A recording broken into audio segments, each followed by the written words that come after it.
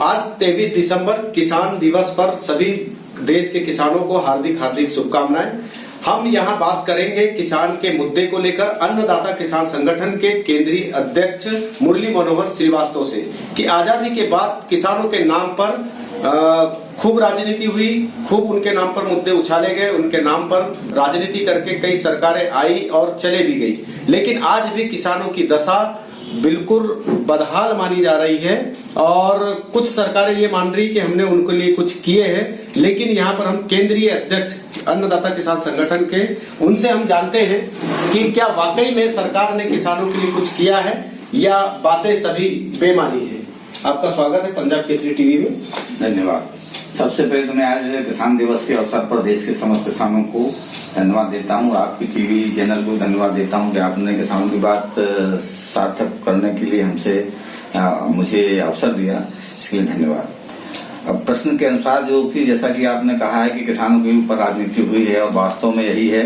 1947 के बाद से हमारे देश में बड़े बड़े किसान नेता उत्पन्न हुए हैं, जिसमें एक चौधरी चरण सिंह भी हुए हैं और राम जाखड़ भी हुए हैं, बहुत से बड़े बड़े नेता हुए हैं। परंतु किसान जहां का तहां है, और मैं समझता हूं पहले से बुरी हालत में है।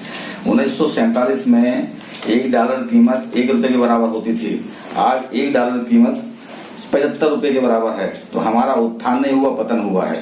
तो और इसी अनुपात में किसानों की जो आय जो वृद्धि हुई है वो मात्र 17% हुई है, और कर्मचारियों की 700 गुनी हुई है, 300 गुनी हुई है, और उद्योग जगत की 700 गुनी हुई है। तो ये किसान का अंतर इतना अधिक है, किसान सह नहीं कर सकता। इसी कारण से देश में 7,35,000 किसानों ने आत्महत्या की है। ये जो आत्महत्या है ये काफी बड़ी संख्या भी लग रही है किसान। ये इतनी बड़ी संख्या है। स्वतंत्रता आंदोलन में 6,20,000 किसानों ने अपने आप को आहूत किया था, देश के लिए शहीद हुए थे और देश को स्वतंत्र करा लिया था। और 7,35,000 आत्महत्या कर चुके हैं। उसके बाद में किसी भी सरकार के कान पर जूं भी नहीं लगा है। ये इतनी दुर्भाव माने जिसको शब्द नहीं दे सकता मैं कि कितना भी गलत है, षड्यंत्र है, ये प्रकार से अघोषित षड्यंत्र है ये, तो सरकार ने किसानों के किया गया है। अभी देश में जो है किसानों का आंदोलन चल रहा है विधेयक को लेकर, आप इस विधेयक से कितना इत्तेफाक रखते हैं? क्या लगता है वाकई में पूरी तरह गलत है, किसानों की मांग जायज है या बिल में कुछ कमी है? क्या मानते हैं?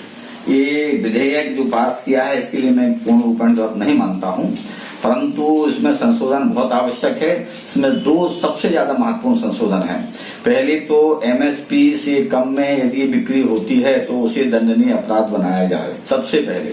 दूसरा संशोधन ये होना चाहिए कि यदि व्यापारी जो फार्म निविदा कृषि है उसमें यदि व्यापारी किसान से धोखा करता है, जिसकी संभावना बनी रहती है, तो उसको दंडनीय अपराध बनाया जाए। यदि वो दंडनीय अपराध नहीं बनाया जाएगा तो वो किसी भी स्थिति में व्यापारी किसान को लाभ नहीं देगा, क्योंकि कोर्ट में किसान जाने के लिए उसको बहुत यहाँ वहाँ कहा जाएगा, तो उसको कलेक्टर के यहाँ तक किया गया वो ठीक है, परंतु उसको दंडनीय अपराध बनाया जाना चाहिए, तब ये विधेयक ठीक है। एक भ्रम की स्थिति है कि किसान कोर्ट में नहीं जा सकता, अनुबंध की स्थिति में या सिर्फ कलेक्टर तक सीमित रहेगा। तो ये क्या मानते हैं कि लोग बोल रहे कि ये बिल में लाना चाहिए कि कोर्ट में जाए, इस तरह की भी भ्रम फैला हुआ है, आप क्या मानते हैं? ये भ्रम ही है, ऐसा कोई व्यवस्था नहीं है भारत सरकार में। हमने से कोई अपराध होता है, हमारे प्रति कोई अपराध करता है तो उसको व्यवस्था न्यायालय में जाने की है, परंतु कहीं किसी कानून में ये नहीं लिखा कि या पहले पटवारी के पास, दूसरे पुलिस के पास जाइए, एसपी जाए, फिर न्यायालय, ऐसा कहीं नहीं लिखा। इसी प्रकार से यहाँ भी बिल्कुल पटवारी से लेकर के कलेक्टर तक यदि किसान गुहार करता है और उसको उसको न्याय नहीं मिलता तो कोर्ट जा सकता है, उसमें तो रास्ते खुले हैं, इसके लिए कोई बंधनकारी नहीं है। ये भ्रम भी पैदा किया गया है मेरे हिसाब से। और कृषि से संबंधित ये है कि आवश्यक वस्तु अधिनियम को भी लेकर कुछ भ्रम की स्थिति चल रही है, उसको लेकर क्या मानते हैं? मैं इसको वंदनीय मानता हूँ। भारत सरकार का आभार भी व्यक्त करूंगा कि जिसने किसानों को आवश्यक वस्तु अधिनियम की जो कैद थी उस कैद से मुक्त कर दिया है, और ये इसके बाद ही अब हमारा विकास होने की संभावना है। जब तक इस आवश्यक वस्तु अधिनियम के अंतर्गत बंधा रहता किसान, तब तक उसका विकास संभव नहीं था, क्योंकि किसान के उत्पाद आवश्यक वस्तु अधिनियम है, तो पेट्रोल आवश्यक वस्तु अधिनियम के अंतर्गत क्यों नहीं आता, सीमेंट वगैरह क्यों नहीं आती, और यदि आते भी हैं आवश्यक वस्तु अधिनियम तो इनके ऊपर नियंत्रण क्यों नहीं है? तो किसान की खाद्यान्न के ऊपर ही नियंत्रण क्यों है? इस कारण से किसान गरीबी का प्रमुख कारण ये था, उसके लिए भारत सरकार ने मुक्त कर दिया। ये वंदनीय काम है। पिछले कई वर्षों से ये माना जा रहा है कि स्वामीनाथन आयोग लागू होना चाहिए। इस पे जो है खासकर विपक्ष बड़ा बहस करता है या कई संगठन बहस करता है कि स्वामीनाथन आयोग को लागू नहीं किया जा रहा है। क्या कारण मानते हैं कि ये डर रहे हैं कि स्वामीनाथन आयोग लागू कर देंगे तो किसानों की दशा और दिशा दोनों सुधर जाएगी, या नहीं करना चाह रहे हैं? किस तरह की स्थिति बन रही है? मेरे हिसाब से स्वामीनाथन आयोग को तत्काल लागू कर देना चाहिए था। बड़ा विलम्ब हो गया है और जितने साल विलम्ब हुए 2006 के बाद से अभी तक किसानों को जो नुकसान हुआ इसके लिए जिम्मेदार तत्कालीन सरकारें हैं। अब ये लागू क्यों नहीं करा तो मैं ये तो सरकार ही बता सकती, परंतु मेरा जो अनुमान है इसमें भ्रष्टाचार के रास्ते बंद हो जाएंगे। जो भ्रष्टाचार लोग कर रहे हैं वो भ्रष्टाचार के रास्ता बंद होने से नेता लोग नहीं चाहते भ्रष्टाचार के रास्ते बंद हो। वो चाहते भ्रष्टाचार हो तब तो हम जीवित रहेंगे, तभी हम नेता बनने के लिए जाएंगे। देखिए कृषि, एक बात और मैं कहना चाहता हूँ, कृषि को करमुक्त करके भारत सरकार ने एक भ्रष्टाचार का रास्ता खोल दिया है। यदि जो लोग चोरी करते हैं इसी को करयुक्त कर दिया जाए, कर से बांध दिया जाए, तो देश को भी फायदा होगा, जनता को फायदा, किसान को भी फायदा होगा। अच्छा, ये बताइए कि बिल को लेकर ऐसी कौन सी बातें हैं जो आपको पसंद नहीं है? बिल में संशोधन की बात कर रहे हैं। संशोधन जो चाहिए, दो संशोधन बहुत आवश्यक हैं। सबसे पहले तो आप जैसे एमआरपी होता है किसी वस्तु का, उससे अधिक में यदि बिक्री होती है तो वो अपराध है। तो जब एमआरपी से अधिक बिक्री अपराध, तो एमएसपी से कम में बिक्री अपराध क्यों नहीं है? ये बिल्कुल होना चाहिए। एमएसपी भारत सरकार ने न्यूनतम समर्थन, इससे कम में बिक्री होगी तो किसान मर जाएगा, ये मानसिकता है। उससे कम में भी खरीदी हो रही है। इसके लिए हमने अन्नदाता किसान संगठन ने जबलपुर हाई कोर्ट में केस दायर किया था। केस जीतने के बाद प्रदेश सरकार के पास वो केस की कॉपी गई। उसके बाद भी दुर्भाग्य है 2 साल, लगभग 1.5-2 साल हो रहे हैं, अभी तक सरकार ने नहीं मानी। इसके लिए हमें कंटेम करना पड़ा और ये कोरोना ने हमारे कंटेम केस को लिंगारम करके रखा है। ये कोरोना समाप्त होती है, मैं समझता हूँ कि न्यायालय से न्याय मिलेगा और किसान को लिए लाभ होगा। तो ये तो होना ही चाहिए, तत्काल संशोधन होना चाहिए। दूसरा, बिल्कुल सरकारें जो हैं किसान के पक्ष में, मैं न इसको न उस कृषि सरकार को नहीं मानता, पर अभी जो वर्तमान में 3 अध्यादेश आए हैं ये वंदनीय हैं, पूर्ण रूपेण नहीं है, परंतु इसको निरस्त नहीं किया जाना चाहिए, इसके मैं पक्ष में। जो प्रधानमंत्री फसल बीमा को लेकर भी काफी बवाल मचा था कि जो किसानों से प्रीमियम राशि तो ले ली गई, बाकायदा किसानों ने पटाई की सोसाइटी के माध्यम से करोड़ों अरबों रुपए का टर्नओवर जो है बीमा कंपनी ने लिया बीमा के नाम पर, लेकिन जो है किसानों को बिस्किट खाने लायक पैसा दिए है, चॉकलेट खाने लायक पैसा दिए है। ये कितनी शर्म की बात है? आप क्या मानते हैं? सर, आप जो कह रहे हो बिस्किट चॉकलेट के लिए, मैं तो ये बता रहा हूँ कि हमारे संगठन में ऐसे कुछ लोग हैं, गांव हैं, जिनकी एक ही आनावारी पर, उसी आनावारी में उसी गांव के 10 लोगों को तो कुछ तो भी मिला है बिस्कुट खाने के लिए, और 10 लोगों को मिला ही नहीं है, जबकि उनका भी प्रीमियम काटा गया है। जब पूरे गांव के लोगों का प्रीमियम काटा गया और आनावारी वही है, तब उनको क्यों नहीं मिला? ये जो जितनी भी बीमा कंपनियां हैं ये सब भ्रष्टाचार के अड्डे हैं। और भारत सरकार द्वारा दी जाने वाली सब्सिडी, प्रदेश सरकार द्वारा दी जाने वाली सब्सिडी, ये भी भ्रष्टाचार के अड्डे हैं। ये तत्काल बंद होना चाहिए। एकमात्र कृषि को उद्योग का दर्जा और खाद्यान्न को ऊर्जा का दर्जा देना ही न्याय संगत है। इससे न केवल किसान संपन्न होंगे बल्कि देश भी संपन्न होगा।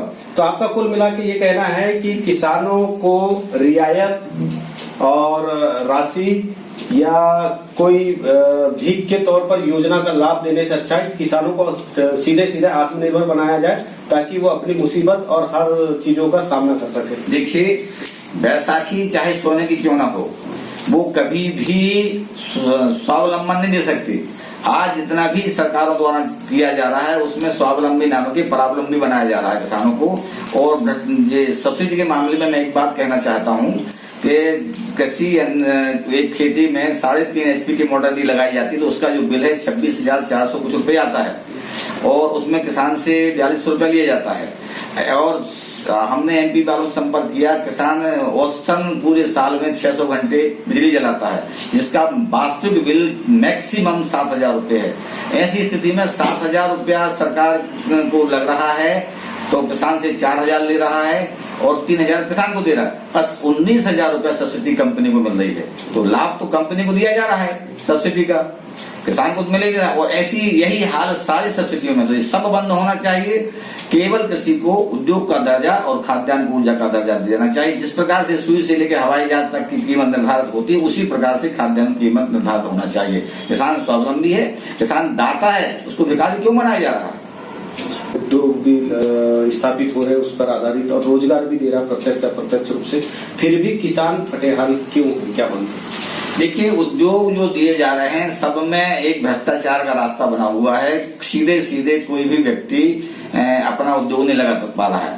ये सारी जो सब्सिडियां हैं ये सबसे बड़ा कारण है। सब्सिडी बंद हो करके कि सीधा सीधा किसान को दिया जाए, ये तुम्हें करना है, उसकी कीमत दी जाए। 1 साल 2 साल किसान परेशान हो सकता है। वही उसकी जो कीमत वर्तमान में धान के लिए मान के यदि उदाहरण लूं है तो धान का 2016 में भारतीय खाद्य निगम के अनुसार 34 रुपया किलो धान उत्पादन है लागत मूल्य। आज की तारीख में वो 40 रुपया किलो होगा। 40 रुपए किलो का यदि धान का उत्पादन लागत मूल्य तो उस किसान को 60 रुपए किलो मिलना चाहिए, 6,000 रुपए क्विंटल। जब 6,000 रुपए क्विंटल यदि किसी को किसान को मिलना शुरू हो जाएगा तो उसको किसी की जरूरत नहीं है, तो सब अपना संसाधन कर लेगा, वो भिखारी भी नहीं बनेगा। आज हमें सब भिखारी बनाया जा रहा है, सब सब्सिडी देकर के, कर्ज माफी देकर के, और दुर्भाग्य ये है कि हमें कर्ज जितना माफी हमें होता है उससे 1000 गुना अधिक 3 महीने में कर्ज व्यापारियों का होता है माफ। तो ये किसान का कर्ज माफ तो एक नॉमिनल है और बहाना बना दिया था, किसान को कर्ज माफ किया गया। क्यों कर्ज माफ किया गया? वो तो दाता है भाई, उसने तो पैदा किया। आपने उससे 100 रुपए छुड़ा लिए, वो 10 रुपए दे दिए, तो ये दान थोड़ी हुआ, उसको सहायता थोड़ी हुई। आपने पहले 90 रुपया उसको देना चाहिए जो छुड़ाए हैं। तो इसको यदि अब उसकी कीमत मिलेगी, खाद्यान्न की उचित कीमत मिलेगी, लाभकारी मूल्य मिलेगा, तो वो अपने आप संपन्न हो जाएगा। उसको ना कर्ज की जरूरत है, ना सब्सिडी की जरूरत है, ना किसी प्रकार सहायता की जरूरत है। किसान पिछले कुछ वर्षों से जो है फर्टिलाइजर का भरमार उपयोग कर रहा है और इसके नाम पर, फर्टिलाइजर के नाम पर खूब उद्योग भी हो रहा है। फिर से बात उठ रही है जैविक खेती की, वैदिक खेती की। क्या आपको लगता है कि फिर से देश जैविक खेती की ओर बढ़ेगा और ये फर्टिलाइजर के नाम पर जो बड़े बड़े उद्योग और करोड़ों रुपए कमा रही है कंपनियां, ये बंद होगा? ये साहब बहुत ही आवश्यक है। उद्योग जगत जो है ये कोरोना जैसी बीमारियों को पैदा किया आपने। मैं इसका प्रमाण देता हूं, जिस दिन कोरोना डिक्लेयर हुआ था मार्च में, उसके 45 दिन के बाद ही हमारी गंगा यमुना नदियां शुद्ध हो गई थी। यहाँ तक कि ओजोन परत जो है उसका छेद बंद होना शुरू हो गया था। इससे प्रमाणित होता है कि उद्योग जगत के कारण ही पर्यावरण बर्बाद हुआ है। तो ये जो रासायनिक खाद है ये भी हमें हर हाल में थोड़ा थोड़ा सा ही जहर पैदा दे रहा है और हमारी जो रोग निरोधक क्षमता है वो कम कर रहा है। बीमारियां इसीलिए पैदा हो रही हैं। आज पंजाब में कैंसर ट्रेन चलती है, क्यों? क्योंकि वहां पर गवर्नमेंट ने नाम नहीं रखा कैंसर ट्रेन। वास्तव में वहां पर इतने मरीज कैंसर के उस ट्रेन के जाते कि उसका नाम भी कैंसर ट्रेन हो गया। आज घर घर में बीमारी है। कभी जिनको राज रोग कहते थे वो घर घर में पैदा हुआ है। तो ये सब दूषित खाद्यान्न खाने से हो रहा है। तो वैदिकता की ओर जाना ही पड़ेगा, हमें वैदिक कृषि करना ही पड़ेगी, प्राचीन परंपरा को जोड़ना ही पड़ेगा। और ये कोरोना ने सिद्ध कर दिया। देखिए, किसान परेशान है, इस बात से मैं सहमत हूँ कि किसान परेशान है और आंदोलन जब परेशान होता तब करता है। परंतु उसकी दिशा जो है राजनेताओं के हाथ में चली गई है। वो लोग लीडर हैं जिनकी ना तो कृषि कार्य में रुचि है, ना कृषि कार्य करते हैं और ना ही उनको जनमत है। हम किसी का नाम नहीं लेना चाहते, परंतु 2-3 ऐसे नेता जो हैं इस आंदोलन को संचालन कर रहे हैं, वो अपने अपने क्षेत्र में चुनाव लड़े हैं उनने और चुनाव में वो हारे हैं, वो पूरी तरह से हारे हैं। उनके साथ जनमत नहीं है, वो लीड कर रहे हैं। ये गलत है। परंतु किसान का आंदोलन होना चाहिए। किसान समस्या ग्रस्त है इसलिए आंदोलन करेगा। किसानों का आंदोलन राजनीति में के पाटे में पीस गया, ये नहीं लगता है? बिल्कुल कोई कांग्रेस के चश्मे से देख रहा है, कोई भाजपा के चश्मे से देख रहा है। सब राजनीतिकरण हो गया उसका और ये ठीक नहीं है। परंतु उसमें सरकार चाहे तो इसको खत्म कर सकती है। सरकार केवल संशोधन 2 कर दे अनिवार्य रूप से। संशोधन बहुत सारी मांग किसानों की वो होना भी चाहिए, हम उसके पक्ष में कि नहीं होना चाहिए ऐसा नहीं कहता मैं, परंतु 2 संशोधन बहुत आवश्यक है। 2 हो जाएंगे किसान संपन्न हो जाएगा। एक तो एमएसपी से कम में खरीदी दंडनीय अपराध हो और दूसरा कॉन्ट्रैक्ट कृषि में जो किसानों के साथ कॉन्ट्रैक्ट हुआ है यदि विवाद उत्पन्न होता है तो वह भी दंडनीय अपराध हो।